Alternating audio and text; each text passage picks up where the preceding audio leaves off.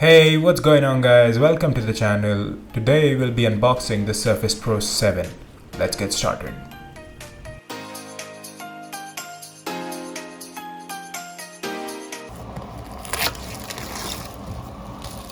So this model has the 10th gen i5 chip with 256 GB of storage and 8 gigs of RAM.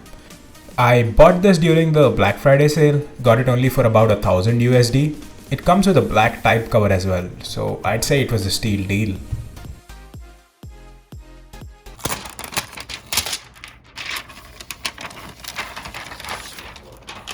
So inside the box we get the Surface Pro itself, and then there's some paperwork to go along with it, and then we get the charging adapter and the cable itself. Then there's the black type cover itself. So initially I thought of getting the Surface Pro 6, but I went with the 7 mainly because of the discount and the fact that it comes with a Type-C port and has the 10th gen Intel chips. And yeah, that's it for the unboxing guys. Thanks for watching. Please like and subscribe, and yeah, peace out.